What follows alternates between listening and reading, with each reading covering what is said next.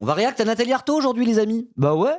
Pourquoi pas Nathalie Arthaud? Pourquoi pas un peu de communiste révolutionnaire? Quand même. En plus, ce week-end, c'est la fête de lutte ouvrière. Euh, Comme vous le savez peut-être, après le 24, 25 et 26 mai. Enfin, samedi, vendredi, dimanche. Non. Samedi, dimanche, lundi. Comme c'est un lundi férié. Donc on va regarder ça.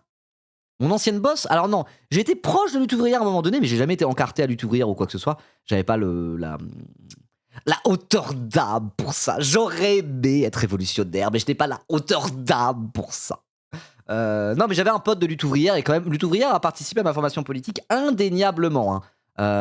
Voilà, c'est vrai. Donc j'aime bien lutte ouvrière, j'ai un petit truc avec Hello, mais parce que pour se former, passer par des formations trotskistes comme ça, en termes de formation, c'est vraiment solide de fou, quoi. C'est vraiment solide de zinzin. Et d'ailleurs, c'est pour ça que dans ma petite scène communiste, là, celle-ci, une petite dédicace, j'ai mis Nathalie Arthaud juste là, quoi. Voilà, c'est un peu humoristique tout ça, avec la neige et tout, avec le chat Trotsky, bon bah voilà, évidemment, évidemment. Mais j'ai pas été chez Hello parce que je voulais prendre de la drogue et avoir une meuf. Exactement, c'est vrai, c'est vrai, c'est vrai, c'est vrai. Premier degré, c'est vrai, quoi. Voilà. Le sujet pour se faire payer des coups ce week-end, tout à fait, exactement. Donc bref, pour célébrer un peu cette fête de lutte ouvrière qui arrive très très fort dès samedi, en plus il va faire super beau, je vous propose de regarder Nathalie Arthaud qui était l'invitée politique de France Info. Ce matin, Nathalie Arthaud va probablement dire les termes à la télévision française, elle va pas jouer le jeu de ces journalistes, elle va dire moi je m'en bats les couilles de vos questions là. Moi je suis là pour dire les termes, pour dire que le problème c'est la bourgeoisie capitaliste qui exploite les travailleurs, ok? Les travailleurs. Donc je pense qu'on va se régaler. Voilà, c'est parti, on y va. Let's go. Bonjour Nathalie Arthaud, alors on va parler de votre candidature tout à l'heure, mais l'actualité d'hier et de ce matin, ce sont les nouvelles annonces Arthaud Papoto, pourquoi? Vous n'aimez pas Nathalie Arthaud?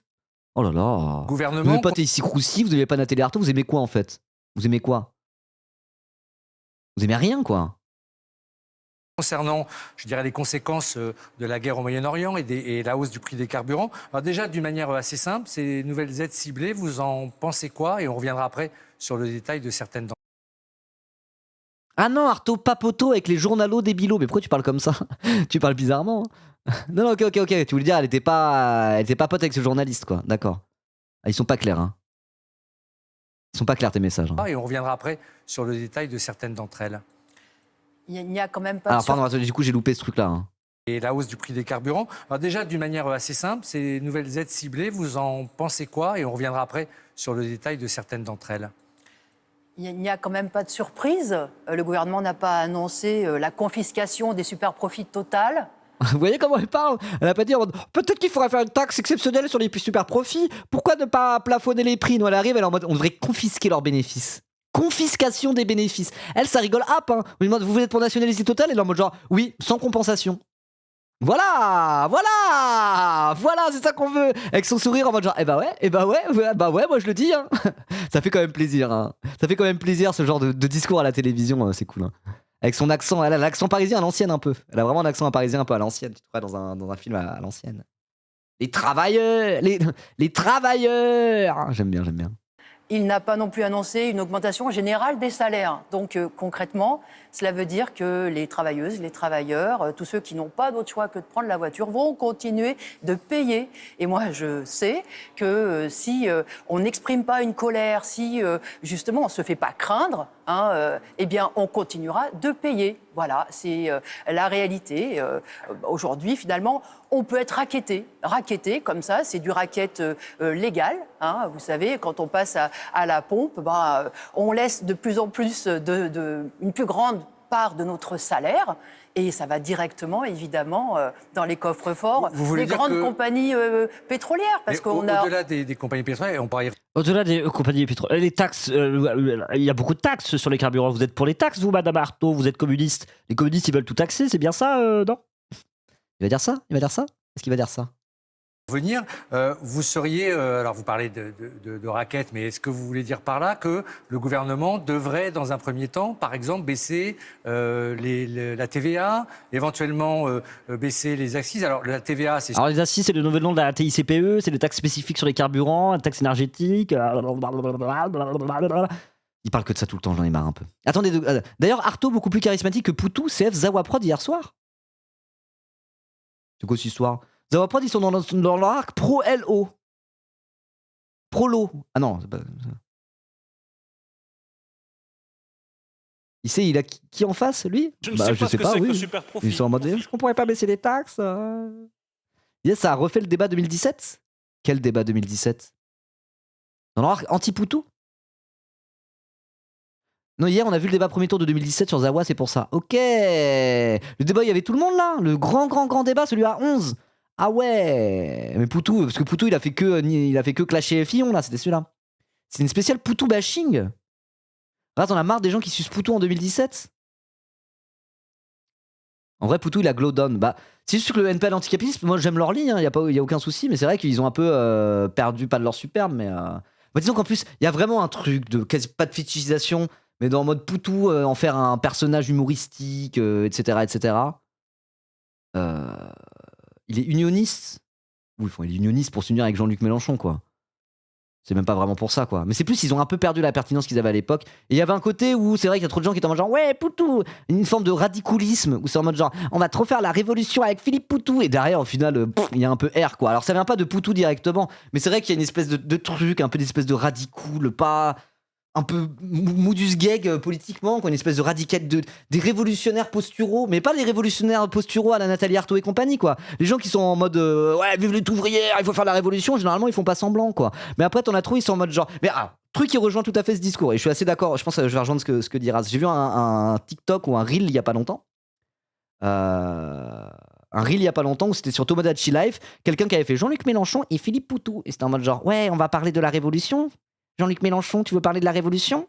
Ah oui, Philippe Poutou, on va faire le front de gauche. Ouais, révolution. Moi, je vois ça, je me dis, qui sont ces gens, quoi? Qui sont ces gens? C'est ça, vous voulez l'alliance de Poutou et Mélenchon pour faire la révolution? C'est pas comme ça que ça marche, la politique. Mélenchon, c'est pour gagner les élections. Si vous voulez faire la révolution, allez voir Lutte ouvrière plutôt. Eux, ils prennent ça au sérieux. Hein. Ils sont pas encore assez aigris. Ouais, puis il y a ce côté un peu, je sais pas, révolutionnaire mignon, gauche Instagram. Je sais pas si vous voyez ce que je veux dire, genre. J'aime pas ça, moi. J'aime pas ça. Vous savez pourquoi j'aime pas ça? Parce que moi, je suis un peu de lutte ouvrière. Pour moi, la révolution, c'est un truc sérieux. C'est austère. Faut des communistes profs d'histoire avec des vestes en velours côtelé, avec les pellicules sur les épaules, comme ça, qui te lisent d'une fiche comme ça pendant 2h30 dans un hangar, et à la fin, tu poses même pas de questions. Voilà, c'est ça être révolutionnaire. Si t'es pas prêt à accepter ça, si t'es pas prêt à prendre du plaisir là-dedans, et que t'as besoin d'être en mode genre, ouais, on va faire des edits trop mignons de Philippe Poutou, bah t'es pas révolutionnaire. Voilà. Voilà mon avis sur la révolution. Voilà.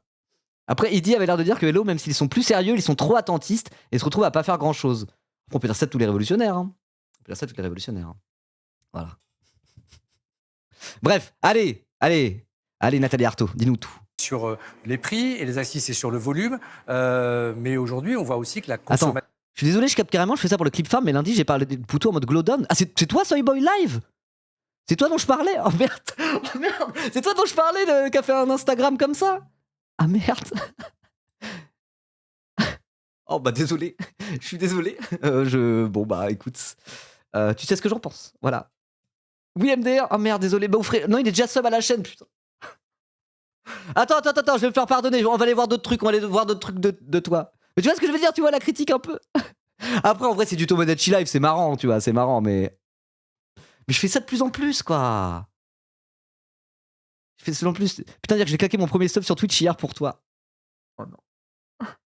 Ça me fait ça de plus. À chaque live, ça me fait ça maintenant. L'autre fois, je me suis à moitié foutu de la gueule de vilain syndicaliste. Il m'a envoyé un MP pour s'expliquer. Bon, après, tranquille, hein, on s'est expliqué, y a aucun souci, quoi. Mais il y a un truc où parfois je balance des petites crottes de nez, en fait, les gens ils me regardent, quoi. Je me rends pas compte de ça. Ah, le retournement de situation. Non, il était trop marrant ton reel. Attends, je vais aller te follow pour me faire pardonner. Oh non, je suis désolé. Allez, follow sur Instagram, Soyboy Live. Il fait des trucs super drôles sinon. Hein. Voilà, c'était pour le clip farming, vous inquiétez pas. Tu t'appelles comme ça aussi sur. Tu t'appelles comme ça? Ah non, parce que là j'ai mis qui sont ces gens? Ça se fait pas. Soyboy Live, c'est quoi ton nom sur Insta? Ça fait quoi d'avoir de l'audience? Bah, de grands pouvoirs nécessitent de grandes responsabilités. Je suis grave d'accord avec toi. Ok. D'accord. Ça va. C'est quoi ton plat sur Insta? Soyboy, là, je trouve pas. Hein. Soyboy Suggs? Non, c'est pas ça. Là même, c'est Soyboy Live. Ok. Bon, je vais aller te follow pour me faire pardonner. Je suis désolé. Attends, je fais ta pub. Tu live aussi? T'es sur Twitch du coup? Avec ce compte là? Attends, je vais aller dessus.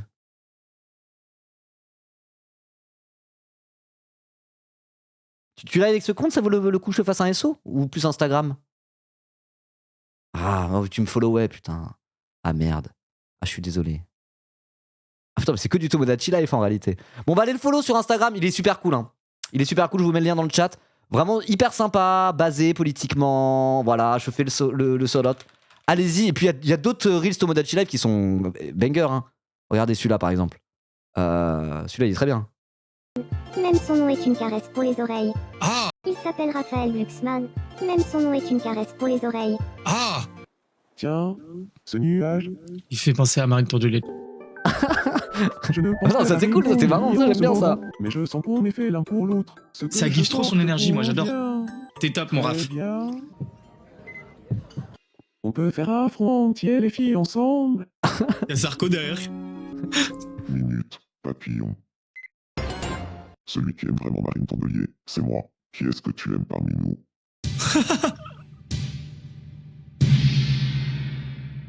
Raphaël Glucksmann, j'adorerais sortir avec toi.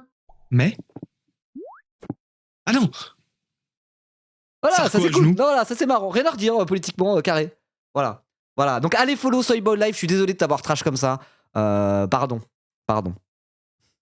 Mais voilà, tu voyais ce que je veux dire quand même sur Poutou et compagnie. On est d'accord, on reste d'accord. Après c'est Tomodachi Live, c'était pas très sérieux. Il me fallait un exemple. Allez, bref.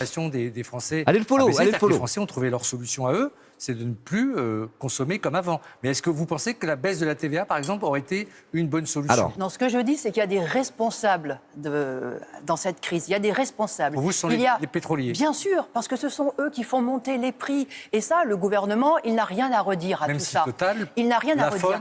C'est pris. Alors moi, ça vous allez me dire qu'ils ont les moyens peut-être de le faire, mais c'est une réalité factuelle. Oui, effectivement, ils pourraient nous étrangler complètement. Hein, et là, ils nous laissent un peu respirer. Oh, on va leur dire merci.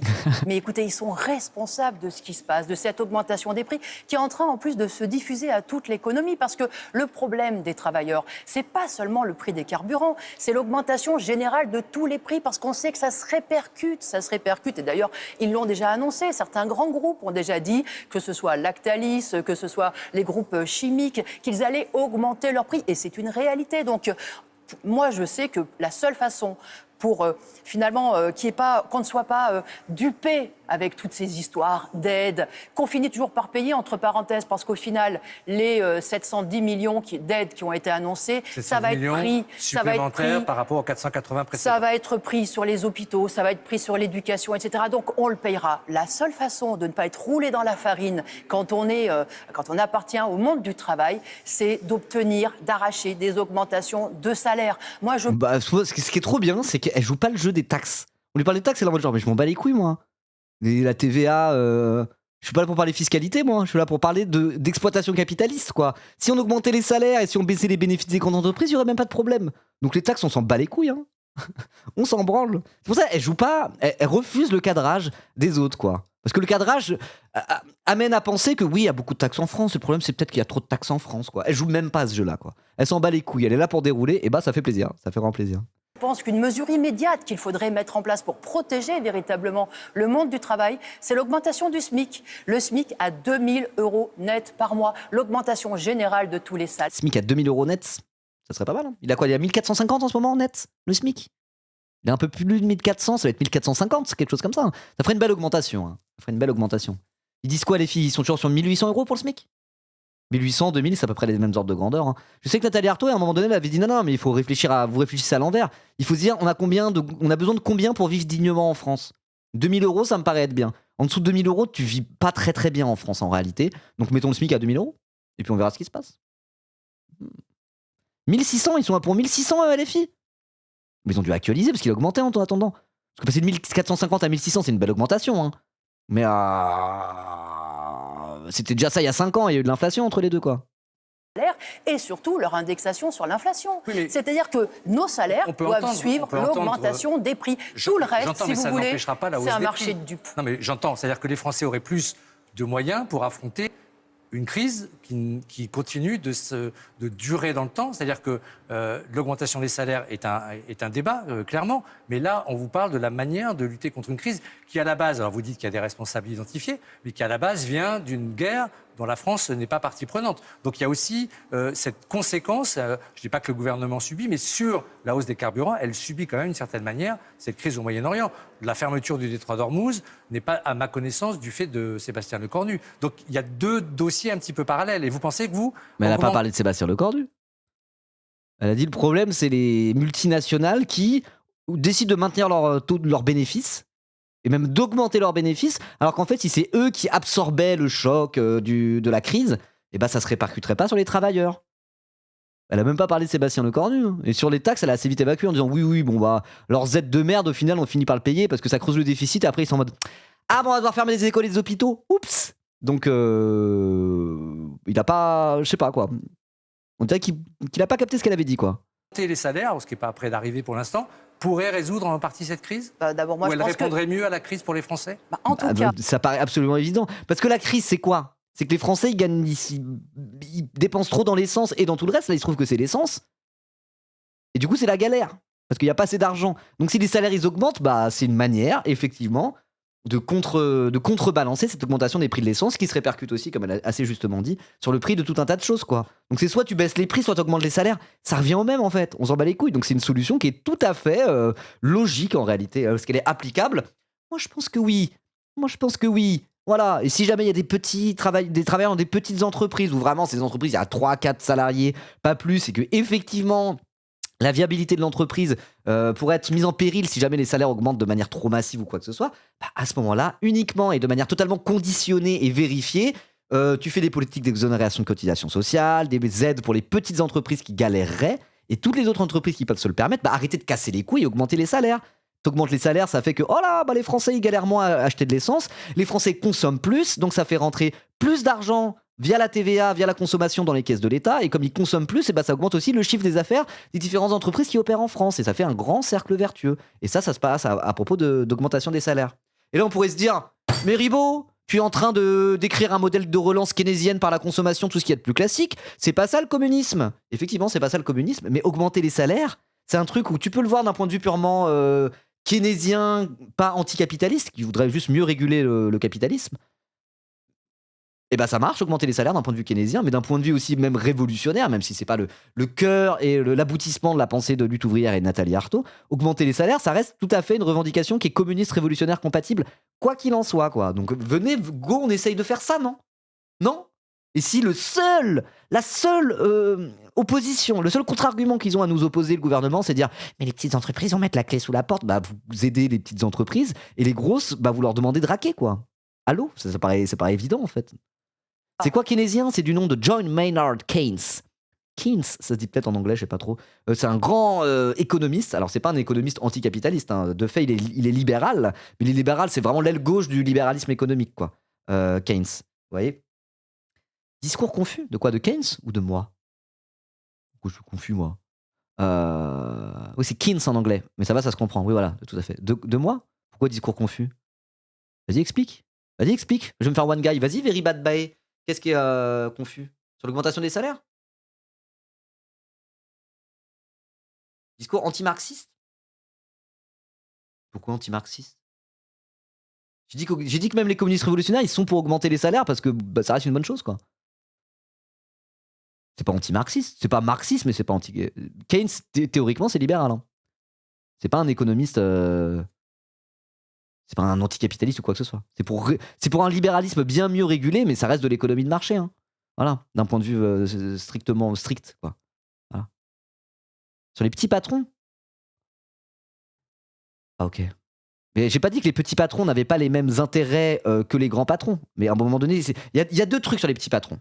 Les petits patrons, est-ce qu'ils ont des intérêts de classe qui vont plus dans le sens de la bourgeoisie ou plus dans le sens du prolétariat ? Et quand tu vois les affects du petit patronat et les intérêts de classe d'une petite partie du petit patronat, effectivement, ça va pas dans le sens des travailleurs. Mais quand tu parles de macroéconomie et de politique fiscale, là, pour le coup, tu peux séparer un peu les petits patrons des grands. Ça dépend selon quel prisme tu le regardes. Quand tu parles de politique fiscale dans le cadre de ce capitalisme-là, en France actuellement dans 2026, tu peux pour des raisons macroéconomiques pures, et pas dans une optique révolutionnaire, séparer éventuellement les toutes petites entreprises des grandes entreprises, parce qu'elles ont une position, une manière de fonctionner dans l'écosystème économique français qui peut être un peu différente. Mais là, dans une optique révolutionnaire, je dirais pas oui, mais les petits patrons, ils sont du côté des travailleurs, parce qu'effectivement, ils ont des affects et des intérêts de classe, bien souvent, qui sont exactement dans le même sens que le grand patronat, quoi. Mais il y a aussi toute une partie de la petite bourgeoisie qui peut plus ou moins switcher d'un camp à l'autre, quoi. Voilà. C'est le néolibéralisme allemand. Mais attends, je sais pas, le néolibéralisme allemand, tu veux dire d'avoir un capitalisme qui est basé sur plein de moyennes entreprises qui font un tissu industriel plutôt que des grosses multinationales. Mais quand est-ce que j'ai parlé de ça? J'ai dit plus, même d'un point de vue rhétorique, si jamais ils opposent au fait d'augmenter les salaires, le fait que certaines petites entreprises ne peuvent pas. Tu es néolibéral, mais. Je suis néolibéral! Et trotte, bah regarde toi ce que t'es time out 10 minutes parce que tu m'as cassé les couilles. Allez hop là on reprend s'il te plaît. C'est le seul moyen de protéger en effet. Je suis néolibéral carrément parce que j'ai dit si jamais éventuellement il y a quelques toutes petites entreprises où effectivement c'est un peu galère d'augmenter les salaires à ce moment-là et tu le conditionnes précisément, oui à ce moment-là pourquoi pas faire des aides, mais je veux dire toutes les autres ça dégage, augmenter les salaires, arrêtez de nous casser les couilles, arrêtez de cacher les grands patrons derrière les tout petits pour pousser à l'immobilisme quoi, c'est ça que je voulais dire. Oh là là. Le pouvoir d'achat, de ne pas être piétiné, de ne pas sombrer encore davantage dans la misère. Aujourd'hui, vous vous rendez compte que quand on est ouvrier, quand on est facteur, quand on est auxiliaire de vie, on saute parfois des repas. Voilà, on a peur du lendemain. On se demande, on sait qu'on partira peut-être pas en vacances, mais on a peur de pas pouvoir payer les études à ses enfants. Donc il faut qu'on se. La susceptibilité te perdra, Rebo. Je me fais traiter de néolibéral dans mon chat. Wesh, vous êtes sérieux? Tu peux le droit de mettre un time out. En vrai, je fais ce que je veux, c'est ma chaîne, hein. Nous, effectivement. Je me fais traiter de révisionniste néolibéral anti-marxiste. Alors que je suis le seul streamer à plus d'un K viewer qui parle de lutte ouvrière. Je suis le seul streamer de cette taille qui fait des réacts à Nathalie Arthaud qui dit aller à la fête de lutte ouvrière parce qu'il t'explique ce que c'est que la révolution et le marxisme. Je suis le seul à faire ce putain d'effort au lieu de juste sucer H24 Jean-Luc Mélenchon et je me fais traiter de néolibéral. Ça va 5 minutes au bout d'un moment. Moi, j'entends les entreprises. Vas-y, fais-la ta chaîne marxiste révolutionnaire, mon révisionniste. On t'attend, Veribat Bae. Mais qu'est-ce que tu veux que je te dise à la fin? Qu'est-ce que tu veux que je te dise?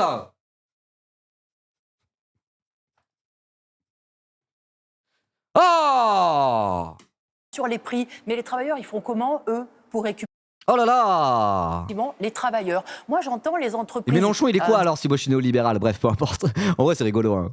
Sans rancune, hein, Very Bad Bay. Là, je feins l'énervement, mais c'est rigolo. Le contenu est bon. Protège, nous, effectivement, les travailleurs. Moi, j'entends les entreprises dire, en tout cas ceux qui ont la possibilité, nous, on va répercuter la hausse des carburants sur les prix. Mais les travailleurs, ils font comment, eux, pour récupérer toutes les charges qu'ils ont à payer? Et pour pouvoir survivre dans ce monde de fous, dans ce monde de crise. Vous me dites, mais c'est pas une solution pour arrêter la crise. Mais qui a une solution pour arrêter la crise? Qui a une solution pour arrêter ces guerres de cette société capitaliste? Parce que c'est ça aussi que moi je tiens à dénoncer. C'est que on est dans une société qui est organisée de cette façon-là, où il n'y a que le profit qui compte, il n'y a que les rivalités capitalistes. Eh bien oui, ça dégénère forcément dans toutes ces guerres. Guerres d'ailleurs dont les premières victimes sont quand même aussi les peuples du Moyen-Orient, parce que les premières victimes, ce sont les centaines de milliers de Palestiniens, de Libanais, d'Iraniens qui sont aujourd'hui quand même au cœur de cette guerre. Quand on parle des victimes économiques, on n'oublie pas les victimes de la guerre. On n'oublie pas les victimes de la guerre. Alors pourquoi les journalistes de plateau télé, ça fait 2 mois, quand ils parlent des détroit d'Ormuz, de la guerre en Iran, ils ne parlent que du prix des carburants. Ils ne parlent d'aucun autre truc. Ça fait 2 semaines qu'à chaque fois qu'on fait une interview, je suis en mode encore les prix du carburant, mais il n'y a que ça en fait. C'est que ça, prix de l'essence, prix de l'essence, prix de l'essence, prix de l'essence. Merci Madame Nathalie Arthaud de rappeler qu'effectivement, en réalité, dans tout ce conflit-là, l'augmentation du prix du carburant pour nous autres Français, on n'est pas les plus à plaindre en réalité. Alors après, je dis pas, les Français dépendants à l'essence, il y en a, ils sont à plaindre, hein. Ils sont vraiment à plaindre. Mais par rapport à un Iranien, un Libanais ou un Gazaoui ou un Cisjordanien, ça va. Voilà. Et c'est bien de le rappeler, basé. Et c'est là que tu vois que le communisme, l'internationalisme du communisme, comme il est chez Lutte ouvrière, ces espèces de grands principes qui sont des principes communistes, ça fait que dans ta grille d'analyse, automatiquement, ça va mettre un niveau plancher d'antiracisme finalement qui est quand même bon à prendre. Même si effectivement Lutte ouvrière sont dans une forme de réductionnisme de classe, ils sont un peu class first, ils ont tendance à se dire non, mais on est avant tout tous des prolétaires exploités par les mêmes capitalistes. Donc, du coup, les spécificités liées aux travailleurs musulmans, aux travailleurs noirs et arabes, etc., etc. Parfois, c'est pas ça dont ils parlent. Un peu class first, c'est même class first, mais c'est encore différent parce que c'est des communistes révolutionnaires et ils prennent ça au sérieux. Donc je veux dire, être un peu class first quand à côté ta position officielle c'est je suis pour l'abolition de toutes les frontières. Je veux dire, il y a un côté où c'est un peu un impensé le racisme dans leur pensée, mais en même temps ils sont antiracistes de fait, quoi. Voilà. Et c'est un truc que je dis tout le temps, genre lutte ouvrière, ils étaient directs, ils n'ont pas hésité, ils n'ont pas réfléchi 5 secondes. La fameuse manif du CCIF contre l'islamophobie de 2019, dont on en reparle encore maintenant, la fameuse manif au Ruffin et la V-Foot, etc., etc., etc. Bah, lutte ouvrière, malgré le fait qu'ils sont pas islamophobes, hein, mais qu'ils ont ce côté un peu anti-religion à l'ancienne, la religion c'est l'opium du peuple, etc., etc. Et bah ils y étaient, quoi. Ils y étaient sans sourciller. Ils étaient en mode, bah nous on n'aime pas trop la religion de base parce qu'on est des athées, quoi. Mais là-dessus, bah oui, il y a une islamophobie. Nos compatriotes musulmans sont victimes d'une cabale étatique et là-dessus c'est grave, quoi. Ils sont en mode le fascisme, c'est la roue de secours du capitalisme. Ils mettent le poison du racisme de plus en plus dans l'espace pour essayer de nous baiser, quoi, et ça ils le prennent au sérieux, quoi. Voilà. Après oui, le truc des prolétaires israéliens et palestiniens qui doivent s'unir, qui est le même discours sur les prolétaires ukrainiens et russes doivent s'unir. Là-dessus, oui, il y a des trucs sur leur discours, il est inoffensif et déconnecté de la réalité. Ça c'est clair et net, quoi. Mais je veux dire, à côté de ça, il y a quand même un niveau plancher de solidité, y compris sur ces sujets-là, qui les amène à dire, bah oui, avant de penser au prix de l'augmentation de l'essence, peut-être qu'on devrait penser aux Iraniens, aux Libanais et aux Palestiniens, quoi. Et ce que tout le monde ne dit pas, ce que tout le monde ne dit pas à la télévision. Voilà. Clairement, ils sont eux aussi. Je ne pensais pas être dans cette caricature-là. Ils sont eux aussi, justement, les victimes, les premières victimes de ce système capitaliste qui est prédateur et qui est destructeur. Mais quand vous parlez d'augmentation des salaires, on entend, c'est un argument qui n'est pas nouveau, que vous tenez et que d'autres portent. Mais quelles sont les marges de manœuvre pour le gouvernement, si on ne parle que de cette augmentation des salaires, pour imposer ces augmentations-là, puisque ce n'est pas du domaine du ressort du gouvernement. Donc vous pensez qu'il faut une mobilisation pour les réclamer, les demander? On parle d'une résilience des Français. Vous, ce n'est pas un message que vous entendez, bien évidemment. Ben moi, je pense que pour l'instant, il y a beaucoup d'attentisme. Pour l'instant, effectivement... il y a une résignation, vous pensez Je pense que quand même, quand on voit tout ce qui se passe dans le monde, quand on voit toutes ces horreurs, hein, on se dit, voilà, on est quand même saisi d'effroi, on est un peu pétrifié, voilà. Mais moi, ce que je pense, c'est qu'en effet, il faut bien réaliser que quand on est travailleur, on a aussi une force. On fait tourner cette société. Et on est capable d'imposer nos intérêts. Et une des priorités, c'est de dire qu'il faut que les salaires, que les emplois, que les conditions de vie de ceux qui sont à la base de la société passent avant les super profits, passent avant les dividendes des actionnaires. Vous vous rendez compte qu'à la fin de l'année, on va se retrouver avec un groupe comme Total, il aura quoi, 25, 30 milliards de profits? Mais on marche sur la tête. Est-ce que vous avez l'impression que vous n'êtes pas un peu seul à le dire, ça? Il y a un peu la France Insoumise, parfois d'autres syndicats qui le disent, comme la CGT ou même parfois la CFDT. Mais on a l'impression qu'il y a une résignation par rapport à cette guerre en particulier au Moyen-Orient, parce que nous n'en sommes pas responsables dans le fait de l'avoir provoqué. Le terme de résignation, je pense qu'il plaît un petit peu à Nathalie Arthaud pour rebondir, parce qu'un discours classique qu'elle pourrait avoir, c'est justement dire oui, il y a une résignation, les gens pensent que c'est pas possible, on est écrasé par ce système capitaliste, etc., etc., etc. Mais si on arrête de croire que le changement est possible, dans tous les cas, le changement n'arrivera pas. Donc non, au contraire, si on s'allie collectivement, on peut les niquer, quoi. Est-ce qu'elle va rebondir là-dessus? Super profit, c'est un sacré terme de merde quand même. Bah ouais. On devrait dire profit exceptionnel, quoi. Mais bon. Du coup, ça serait un peu bizarre de dire ah oui, on va taxer que les profits exceptionnels et pas les profits normaux. Enfin, c'est un peu un terme pourri, hein, je suis bien d'accord. De toute façon, moi, je ne sais pas ce que c'est qu'un super profit. Vous n'avez pas l'impression d'être un peu seul? Il y a des responsables, bien sûr, à cette crise. Le responsable, c'est les puissances impérialistes, et notamment le chef suprême de l'impérialisme, Donald Trump, qui veut en effet... Vous avez vu, elle a dit le chef suprême de l'impérialisme. Elle a dit de l'impérialisme, pas de l'impérialisme. Elle n'a pas parlé de l'impérialisme américain ou un truc comme ça. Elle a dit de l'impérialisme comme étant un système. Et dans ce système impérialiste, il y a un chef de l'impérialisme, pas de l'impérialisme américain. C'est Trump. Dominer toute la planète. Bon, ça, on l'a compris. Mais qu'est-ce que fait le gouvernement français? Finalement, il est complètement suiviste. Il est complètement suiviste. Il Vous pensez que le participe fait de dire finalement. qu'on est sur la défensive ne suffit pas mais- à contrer Donald Trump?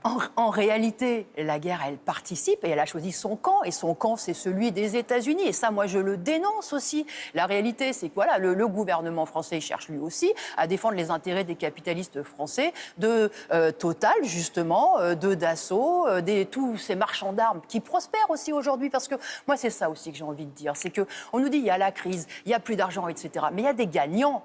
Il y a des profiteurs de crise. Est-ce qu'elle va utiliser le terme marchand de canon? Marchand d'armes, ok, mais dire marchand de canon, je trouve ça claque. Dire les marchands de canon. Pour parler des armes, des gens qui fabriquent les armes, quoi. Je sais que j'ai déjà vu marchand de canon de la bouche de certains luttes ouvrières. J'espère qu'elle va dire marchand de canon, c'est un peu suranné, mais ça claque. Il y a des profiteurs de guerre. Et je reviens sur cette première idée. C'est qu'une des premières choses, ça serait de confisquer tous ces bénéfices qui sont liés justement à ces profits de crise et à ces profiteurs de guerre. Alors, Comme Dassault, par exemple. C'est quoi l'avis de lutte ouvrière sur Dassault? C'est quoi l'avis de Jean-Luc Mélenchon sur Dassault? Juste pour comparer. Avant de me traiter de bon, j'arrête. De néolibéral, hein? Je plaisante. Elle est prof d'économie, alors elle est prof de SES même, hein, dans un lycée. Mais elle est, oui, de base, elle est formée en économie, effectivement, et du coup, elle est prof de SES. Voilà. Et à ces profiteurs de guerre. Alors, j'imagine que ces arguments-là, vous allez les développer ce week-end, puisque c'est la fête annuelle de lutte ouvrière dans le Val d'Oise. Après, elle, précisément. Allez-y, c'est pas cher, hein. C'est vraiment pas cher. Allez-y, au moins le dimanche, hein. C'est le meilleur jour, il va faire hyper beau. Allez-y. Pour vous, c'est une 4e candidature à la présidentielle. Pourquoi cette nouvelle candidature pour porter toujours ces thèmes-là, sachant que pour vous, les élections ne règlent rien? Mais moi, oui, je serai candidate. Je serai candidate pour dire qu'il faut s'affronter avec ce grand... Faut être parisien pour que ça soit pas cher. Alors, oui. Si vous venez de l'autre bout de la France, le trajet est cher, mais l'entrée est pas chère. Ça veut dire quoi, ça? Oui, oh là, s'il y a un truc gratuit, mais c'est que c'est à 1000 km de chez moi, du coup ça coûte cher. Oui, bon bah oui, d'accord, ok. Effectivement, mais la place d'entrée, elle coûte pas cher, voilà. Ah, vous êtes fatigant un peu aujourd'hui, là, à chercher la petite bête. patronat qui... Surtout, si vous n'êtes pas parisien, premièrement, vous êtes un peu cringe sur les bords. Voilà. Pourquoi vous n'êtes pas parisien? Enfin, de région parisienne. Ça va, vous êtes en Ile-de-France, loin de Paris, et c'est pas si cher que ça, hein, le logement. Vous habitez au fin fond du Val d'Oise, c'est pas très cher. Hein. Pourquoi vous allez habiter, je sais pas où, là? Des coins nuls, là. Les gens sont grognons. Ah, les gens sont grognons en Ile-de-France, quoi. Ah, mais vous voyez, c'est ces discours-là qui me poussent à troller en disant mais pourquoi vous n'êtes pas parisien? C'est cringe de pas être parisien. Il y a un seul truc pire que les gens d'Île-de-France. C'est les gens qui critiquent l'Île-de-France en mode genre il y a que des grognons en fait en région parisienne. Il fait gris, les gens ils font la gueule dans le métro. Ça va, moi j'étais à plein d'endroits en France. C'est pas comme si dès que d'aller dans une autre grande ville de France, c'était le jour et la nuit avec Paris quoi. Ah t'es à Paris, les gens ils se bousculent, ils s'aboient dessus. Tu vas à Lyon, là tout le monde fait la fête quoi. Mais non, mais genre vous êtes cons ou quoi?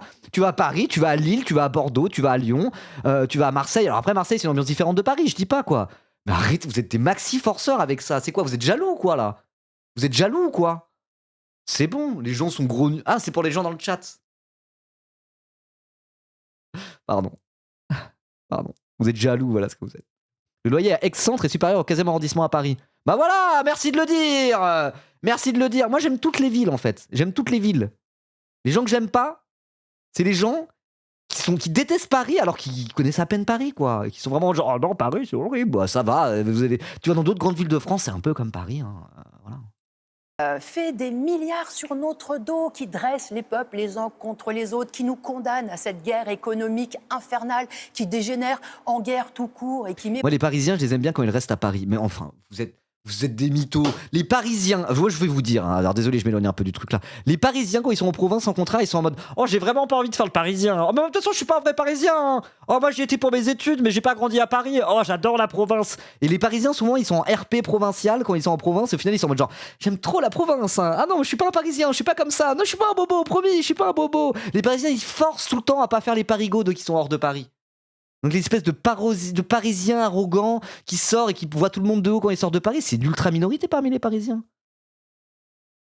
La plupart des Parisiens, ils sont en mode genre ah trop bien, je suis pas à Paris, ah je vais essayer de pas passer pour un sale Parisien de merde et du coup ils font des efforts.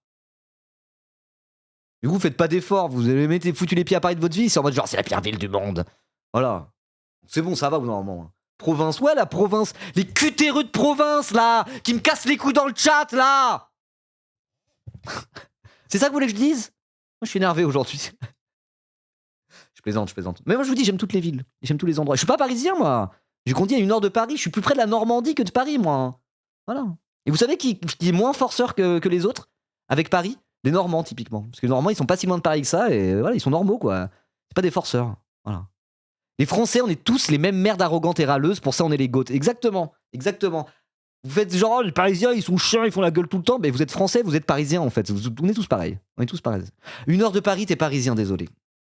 Et vous savez que quand je vais à Paris, je leur dis que j'habite à 1 heure, ils sont en mode genre, sérieux, mais comment tu fais? Voilà, c'est toujours pareil.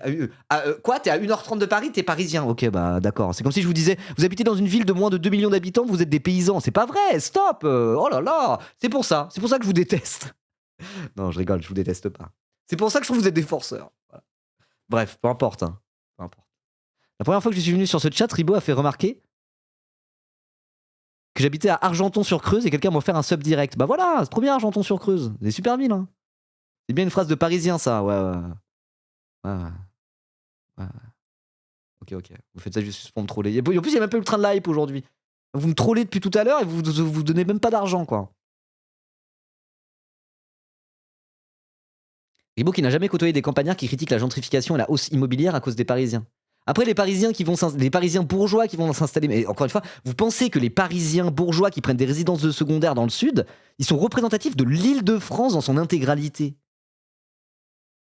L'Île-de-France, c'est aussi toutes les banlieues d'Île-de-France où c'est des classes populaires issues de l'immigration. Pour vous, les Parisiens, c'est que des Parisiens bourgeois qui ont des résidences secondaires dans le sud-ouest. Est-ce que vous seriez pas un peu con? C'est pour ça, justement, quand tu viens d'Île-de-France et que t'es pas un Parisien bourgeois de centre-ville avec 3 résidences secondaires qui vient gentrifier les autres raisons, tu te fais amalgamer à des multimillionnaires. C'est ça qui est insupportable avec vous. Voilà. C'est l'équivalent de dire « Ah, bah la campagne, c'est tous des racistes qui votent Rassemblement National ». Pas tous. On oublie tous les autres. Voilà. Bref. Ah là là. Ah ouais. Ah, les Parisiens. C'est vrai que les Parisiens de Château-Rouge, c'est vraiment des gros bourgeois qui viennent gentrifier le sud-ouest. Hein. Bref. Voilà. Nathalie Arthaud, elle est parisienne. Hein. Elle vient de Pantin. C'est une pantinoise pure souche. Elle a l'accent de Paris, littéralement. Je crois pas qu'elle soit en train de gentrifier vos quartiers. Hein. Voilà. Pour porter un peu de respect. Ces thèmes-là, sachant que pour vous... Non mais force à vous. Hein. Je dis ça, c'est un peu pour rigoler. Je suis d'humeur taquine aujourd'hui. Mais force à tous mes Parisiens, mes périurbains, mes Lyonnais, mes Marseillais, mes cutéreux de campagne. Force à vous tous. Parce que moi, j'aime tous les Français et j'aime tous les humains. Parce que je suis humaniste. J'aime juste bien quand vous arrêtez de nous chier à la gueule juste parce qu'on a eu le tort d'habiter à 1 heure en voiture de Paris. Voilà, c'est tout. Les élections ne règlent rien. Mais moi, oui, je serai candidate. Je serai candidate pour dire... Bah voilà. Là, il n'y a même pas besoin d'officialiser la candidature. On est en mode genre, est-ce que vous avez vu des articles passer en mode alerte, Nathalie Arthaud officialise sa candidature à la présidentielle. Et non, même pas besoin de ça.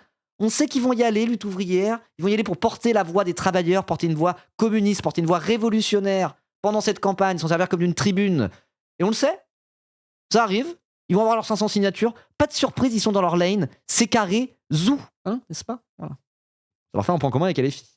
Mais moi, oui, je serai candidate. Je serai candidate pour dire qu'il faut s'affronter avec ce grand patronat qui fait des milliards sur notre dos, qui dresse les peuples les uns contre les autres, qui nous condamne à cette guerre économique infernale, qui dégénère en guerre tout court et qui met aujourd'hui la planète à feu et à sang. Il faut s'affronter. On ne doit pas leur laisser les manettes. Hein. Cette loi du profit, cette concurrence, nous condamne toute l'humanité. Donc oui, je serai candidate pour faire entendre une voix communiste, révolutionnaire et internationaliste. Parce que moi, je suis convaincue que finalement, on forme une seule et même humanité qui ne s'en sortira qu'ensemble. Alors, il y a des sondages... Basé, vous avez, elle a dit communiste et révolutionnaire. Elle a dit à peu près ce que j'ai dit. Hein. Alors après, quand tu connais LO, c'est assez facile de pré-shot. Hein. Voilà. Elle a dit le grand patronat sans inclure le petit patronat, néolibéral de merde. C'est vrai, elle a dit grand patronat, pourquoi? C'est une révisionniste, hein. Vous le savez, alors... C'est une trotskiste, c'est pour ça. Les trotskistes sont des révisionnistes. Intervenu, Berry Badbae. Bouh, les profs sont pas révolutionnaires, mais je suis pas prof. Mais toi, t'es révolutionnaire, Berry Badbae? C'est ça que je comprends pas. Mais en vrai, je t'aime bien, y a pas de souci. En vrai, c'était marrant. C'était marrant cette petite altercation. Le time out, j'étais pas énervé contre toi à premier degré, j'ai trouvé ça marrant. Même si je trouvais que, bon. Attends, je regarde tes autres messages, quoi. Le flush de la cuvette. Il faut remettre du caca dans la cuvette. T'as écrit ça quand? C'était hier? Hier, t'as dit il faut remettre le caca dans la cuvette. Non, ça va, je t'aime bien du coup. Non? Pourquoi on veut brûler les trottes? Ce serait révolutionnaire quand ça sera la révolution. Ah! Voilà. Donc t'es un soutien de la France insoumise qui fait du larping stalinien, quoi. Les pires. Les pires. Les pires. Les insoumis en larping stalinien. Le crise de position revue slop, ça va, ça va. Je dis ça, moi j'aime bien la pâte ultime, il n'y a aucun souci, mais c'est le genre de petite crotte de nez que j'aime bien balancer. Mais force à toi, force à toi, force à toi. Tu sais pourquoi force à toi? Parce que malgré tout, moi tu me dis je suis anti-trotte, il faut brûler les trottes, les profs sont anti-révolutionnaires par essence, Nathalie Arthaud mérite un coup de piolet dans le dos en Amérique du Sud, ok? Bah moi malgré tout, tu sais quoi? Moi je trouve que t'es quand même un camarade. Moi je trouve que t'es quand même un camarade. Oui, je me pantouflise. Sur ce live, je suis très pantouflesque. Je fais que m'arrêter et m'embrouiller avec mon chat, mais je passe un bon moment. Et puis voilà, faut savoir varier les plaisirs. Je trouve que dernièrement, j'étais trop en mode focus, je fais mes capsules pour YouTube. Là, ça part dans tous les sens. Et on passe un bon moment, c'est bien aussi, c'est cool. Voilà. Qu'ensemble. Je ferai ça le vendredi maintenant. Quand je streamerai le vendredi, je ferai des lives plus à l'arrache, je pense. Alors, il y a des sondages, vous le savez. Alors, aucun sondage, depuis que les sondages existent, n'ont donné la réalité de l'élection sur la présidentielle, surtout un an avant. Pour autant, il y a le fait que le Rassemblement national, quel que soit son candidat, est en position de pouvoir l'emporter. Est-ce que ça ne change pas pour vous la manière dont la campagne, à gauche, dans le sens large du terme, je sais que vous avez un regard sur la gauche un peu particulier. LARP, ça veut dire Live Action Roleplay, c'est quand on fait semblant, quoi. Voilà. Ne doit pas changer un peu la donne dans le fait qu'il y ait autant de candidatures à l'heure où on se parle. La vôtre, alors peut-être que le NPA ne sera pas candidat, mais beaucoup de candidatures à gauche. Est-ce qu'il n'y a pas un moment où la gauche, dans son grand ensemble, de l'extrême, peut-être voire jusqu'à une partie du Parti socialiste, doit se rassembler pour tenter de porter un programme ensemble? Pour vous, ça vous semble complètement impossible? Alors, pourquoi vous soutenez pas Jean-Luc Mélenchon face au péril brun? C'est un peu ça sa question en réalité. Hein. C'est un peu ça. Hein. Oui, de LO au Parti Socialiste. Une partie du Parti Socialiste. Non, mais ça, c'est le NPA qui va probablement faire ça. Enfin, le NPA qui va probablement soutenir Méluche et tout. Parce qu'ils sont en pleine phase de sauce-démisation. Mais sauce-démisation au sens de LFI, hein, pas au sens du Parti Socialiste, quoi. Vous voyez? Bah alors, on se range pas derrière Méluche, c'est quasiment la question qui lui est posée. On pose pas cette question au PS ou aux écolos, pourtant. Mais non. Nathalie, LO, ils vont y aller quoi qu'il en soit. Quand ils jouent pas ce petit jeu-là, eux, ils sont pas là pour gagner l'élection en faisant un front contre l'extrême droite, etc. Je pense qu'elle va dire en mode l'extrême droite, faut la combattre, mais ça se fera pas que avec une élection présidentielle en fait. L'extrême droite, elle est déjà quasiment au pouvoir. Il y a des milliardaires d'extrême droite qui rachètent tous les médias. Ça serait qu'une étape de plus, une élection de Bardella en fait. Il faut la battre sur le terrain des idées en proposant un contre-discours de classe révolutionnaire. Et c'est dans ce sens-là que je me présente à la présidentielle, pas pour faire des arrangements avec des politiciens de gauche qui ne font que décevoir les travailleurs et reculer pour mieux sauter. Voilà, je pense que ça va être ça à peu près sa réponse. Moi, je le redis, je ne suis pas dans la gauche, mais je suis en effet communiste. Je pense qu'il faut changer complètement, il faut renverser ce système capitaliste, il faut viser une organisation collective de la société, dirigée par les travailleurs, parce qu'ils dirigeraient mieux la société. Et je pense que dire qu'il faut se souder derrière la gauche, faire bloc, c'est une erreur totale. Les électeurs qui regardent du côté du Front National, ils votaient pour la gauche il y a encore 10 ans. Et finalement, analyse un peu foireuse là. Hein. Basée, bah là l'analyse un petit peu foireuse, c'est beaucoup d'électeurs de droite qui sont passés à l'extrême droite. Hein. C'est LR beaucoup qui s'est fait piller par Jordan Bardella et par le RN dans beaucoup d'endroits quoi. Alors après oui effectivement quand tu regardes par rapport à la grande époque du communisme français etc il y a plein de classes plutôt ouvrières etc qui sont quand même parties un peu auprès du Rassemblement national. Mais là c'était limite plus avant quoi. Dernièrement, l'extrême droite a plutôt tendance à grailler des gens qui sont plutôt de classe populaire parfois, mais qui votaient LR quand même, des classes populaires de droite qui existent dans beaucoup de territoires. Quoi. Donc la pipeline Coco to RN, il y a du vrai, mais pas ces 10 dernières années. Quoi. Voilà. Ils ne font plus confiance dans la gauche. Et après ça, oui. Ça, ouais. De dire les gens n'ont plus confiance à la gauche parce que la gauche n'a fait que décevoir, ça, je suis bien d'accord. Et elle, du coup, son analyse, c'est que Mélenchon au pouvoir, Dieu, il a fait 40 ans au PS. Mélenchon au pouvoir, en fait, décevrait de la même manière. Et donc, ça sert à rien de se bercer d'illusions dans une élection bourgeoise. Faut faire la révolution, quoi. Voilà. Et en vrai, moi, ce discours-là, je le trouve pertinent.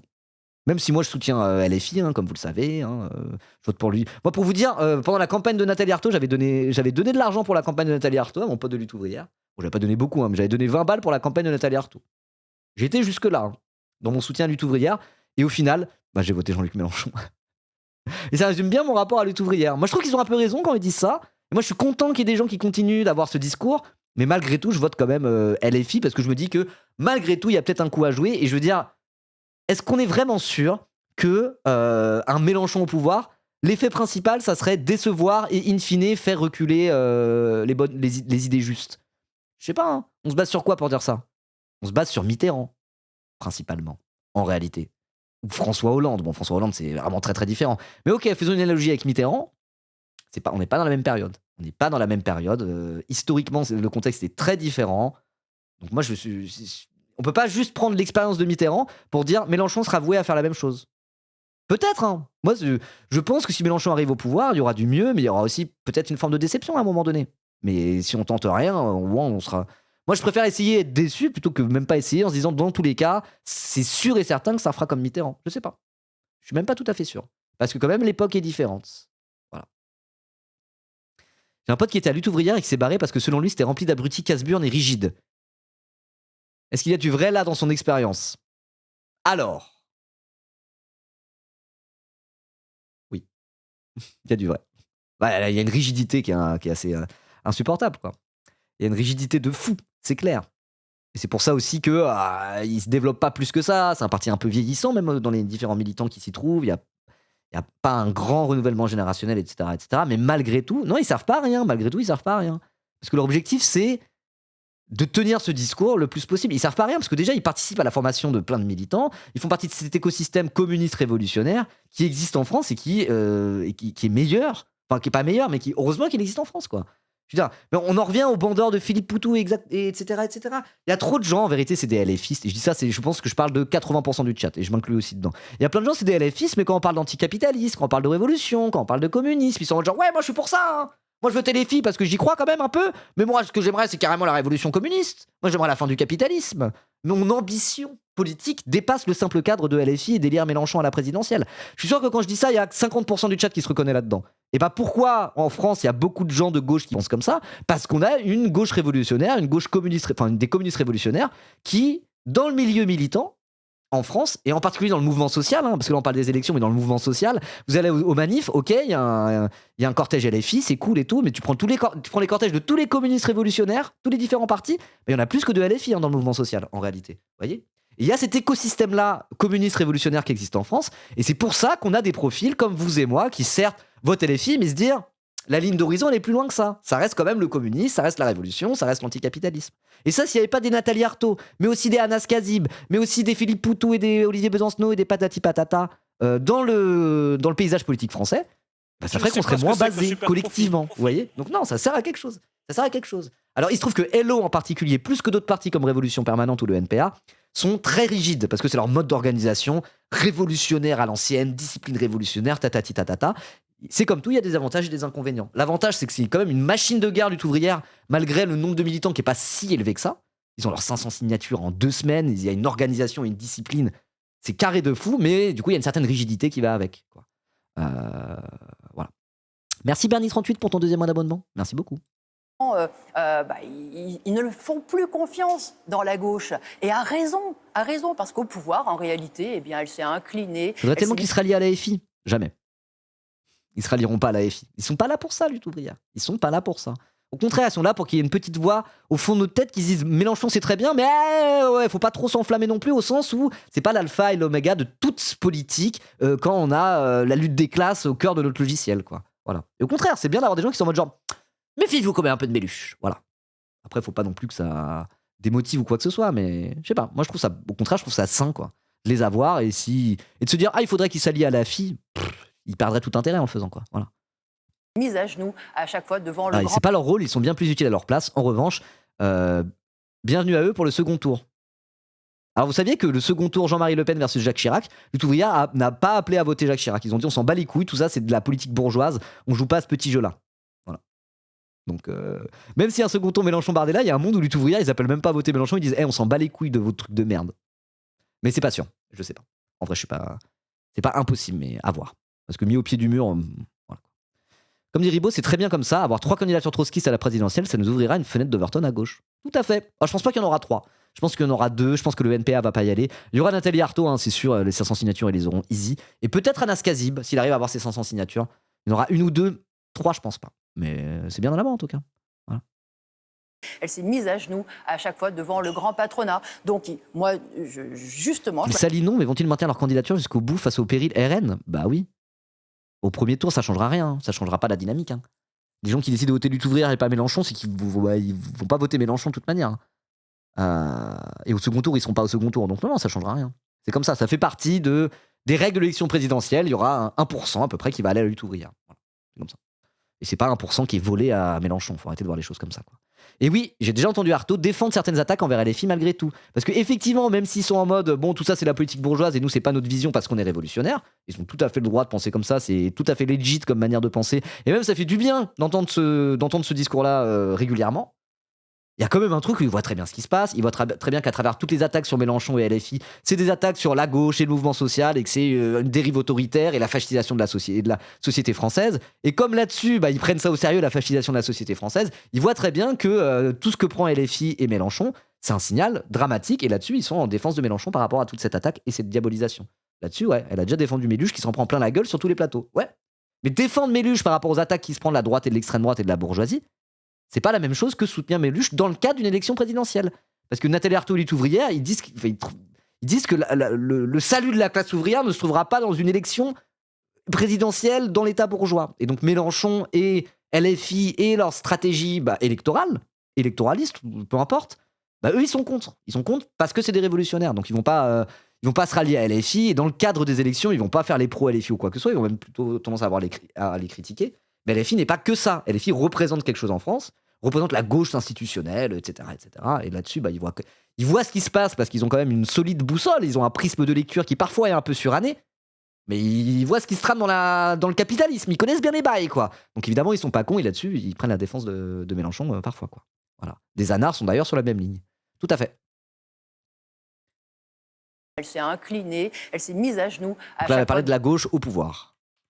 Ils ne le font plus confiance. Je dis dans un la peu gauche. suranné. Et à raison, moi, je les aime bien. Hein. A raison, parce qu'au pouvoir, en réalité, elle s'est inclinée, elle s'est mise à genoux à chaque fois devant le grand patronat. Donc, moi, justement, je m'adresserai à tous les travailleurs qui sont perdus, qui sont désespérés, assez pour regarder du côté d'une millionnaire qui, en réalité, qui roule pour le grand patronat et pour leur dire, non, il y a un combat. Là, elle parle de Le Pen. Il y a une perspective, il faut qu'on change la société, il faut qu'on se fasse respecter en tant qu'ouvrier, en tant que travailleur, parce qu'encore une fois, on représente une force. On fait quand même tout fonctionner dans la société. On fait tout. En réalité, ils ne peuvent rien faire sans nous. Ils ne peuvent pas manger, ils ne peuvent même pas faire leur guerre si on n'était pas les petites mains à faire le boulot. Merci Nathalie Arthaud, on a compris. Ça fait du bien. Ça fait du bien d'entendre ça en vrai. Genre. Et c'est vrai que l'électorat... Je vous parle souvent du concept de producérisme, le truc de producteur et parasite, là, de Michel Ferrer, dont je vous parle tout le temps. Et en vrai, peut-être que là où la vision producériste, qui consisterait à dire qu'il n'y a pas de lutte des classes, il y a des producteurs et des parasites. Et les parasites, ça peut être des parasites d'en bas, les assistés, les Noirs et les Arabes dans les cités qui touchent l'argent de la CAF et les migrants à qui enfilent des aides. Dans leur logiciel, c'est ça. Et aussi les parasites d'en haut, les politiciens, qui vous prennent tout l'argent avec leurs taxes, tout ça pour avoir un train de vie de roi. Et à côté de ça, il y a les producteurs, ceux qui créent de la valeur, ceux qui travaillent, les petits travailleurs français, mais aussi les gros patrons, tout ça c'est dans la même case. T'as ceux qui produisent, patronat et ouvriers, peu importe, et t'as les parasites, c'est-à-dire les assistés et les politiciens en gros. Ça c'est une vision c'est une lecture qui est qualifiée de producériste par Michel Ferrer. C'est pas le seul à parler de ce concept-là, quoi. Et donc du coup cette vision va en opposition avec une vision classique de classe où t'as les exploiteurs et les exploités. Ça, c'est la vision lutte des classes, qui est évidemment celle défendue par Nathalie Arthaud et Lutte ouvrière. Et t'as la vision où c'est pas exploiteur, exploité, bourgeoisie, prolétariat, c'est producteur et parasite. Et où la vision de classe est gommée justement par cette vision producériste, quoi. Et c'est vrai que, étant donné que cette vision producériste, qui est quand même, je pense, un mécanisme extrêmement intéressant pour expliquer le vote RN, car en plus ce sentiment anti-parasite devient un sentiment anti-assistanat, Ce sentiment anti-assistanat devient un sentiment raciste contre les assistés noirs et arabes, quoi. Vous voyez? Et le sentiment d'anti-parasite d'en haut devient une fronde anti-impôt, anti-taxe, anti-État au profit de la classe capitaliste qui se régale des gens qui n'aiment pas les taxes et les impôts, quoi. Donc je veux dire, c'est redoutable cette vision producériste. Ça permet de bien comprendre le vote d'extrême droite aujourd'hui, je trouve. Et c'est une vision qui gomme totalement une lecture de classe, quoi, de lutte des classes. Et donc, quand t'écoutes Nathalie Arthaud dire ça, en parlant justement des électeurs RN qui se bercent d'illusions en votant RN, la fameuse base populaire du RN, c'est vrai que l'antidote contre cette vision producériste, c'est la vision assez classique de lutte des classes à l'ancienne, quoi. Parce que justement, cette vision producériste s'oppose à la vision de classe. Donc réaffirmer une vision de classe, au moins pour cet électorat-là, ça me paraît être bien, quoi. Donc comment réussir à parler de ça le mieux qu'on puisse? C'est compliqué. Et attention, quand je dis ça, c'est pas en mode il faut pas parler de racisme parce qu'ils sont racistes. Voilà. Mais quand même, on a le droit de parler de lutte des classes. Voilà. Comme Nathalie Arthaud, basé, hein. C'est cool, ça fait plaisir. Merci d'être passé sur le plateau de France Info. Merci. C'était cool. Petit React. Le React était bien, moi, je trouve. On a bien rigolé. Et on a dit des choses intéressantes. C'était chouette, quoi. À l'ancienne et pourtant tellement actuelle. Bah ouais. Mais après, bon, quand même, lutte ouvrière, il y a un côté où ils sont un peu trop à l'ancienne, quoi. Ils sont un peu trop à l'ancienne. Et c'est un peu ce qu'on se leur reproche. Il y a certaines évolutions de la société où, du coup, c'est pas un peu moins leur sujet, quoi. Ils ont un logiciel, ils ont le même logiciel exactement depuis les années 70 et il évolue. Pas exactement. Il évolue petit à petit, mais il faut pas les attendre pour être à l'avant-garde de l'antiracisme ou je ne sais quoi, genre. Et effectivement, il y a des positions sur l'international. Voilà. Ils sont bien sectaires surtout, c'est leur côté révolutionnaire, on est sous pseudonyme parce que historiquement les trotskistes ils étaient pourchassés par tout le monde, à la fois les capitalistes et les staliniens, et donc du coup ils ont gardé des réflexes comme ça, quoi. Voilà. Mais moi je trouve que c'est bien, c'est très sain dans un écosystème politique, on va dire, d'avoir lutte ouvrière, et le jour où il y aura plus lutte ouvrière ou d'autres comme eux, et c'est que la France, ça sera un mauvais signe pour la France, je pense. Voilà.